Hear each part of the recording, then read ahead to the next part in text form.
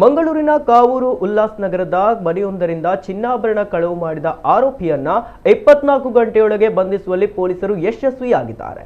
ಬಂಟ್ವಾಳ ತಾಲೂಕಿನ ಸಜಿಪನಡು ದೇರಾಜೆ ನಿವಾಸಿ 41 ವರ್ಷದ ಅಶೋಕ್ ಬಂಧಿತ ಆರೋಪಿಯಾಗಿದ್ದಾನೆ.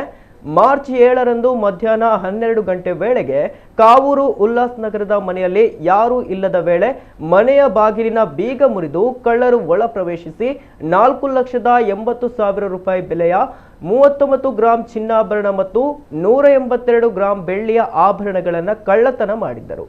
ಈ ಬಗ್ಗೆ ಕಾವೂರು ಪೊಲೀಸ್ ಠಾಣೆಯಲ್ಲಿ ಪ್ರಕರಣ ದಾಖಲಾಗಿತ್ತು.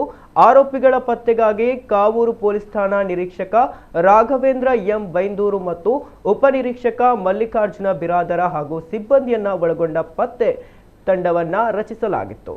ಕಾರ್ಯಾಚರಣೆ ನಡೆಸಿದ ತಂಡವು ಆರೋಪಿ ಅಶೋಕ್ನನ್ನ 24 ಗಂಟೆಯಲ್ಲಿ ಅಂದರೆ ಮಾರ್ಚ್ 8ರಂದು ದಸ್ತಗಿರಿ ಮಾಡಿ ಆತನಿಂದ ಕಳವು ಮಾಡಿರುವ ಎಲ್ಲಾ ಸೊತ್ತುಗಳನ್ನು ವಶಪಡಿಸಿಕೊಳ್ಳಲಾಗಿದೆ ಎಂದು ಪ್ರಕಟಣೆ ತಿಳಿಸಿದೆ.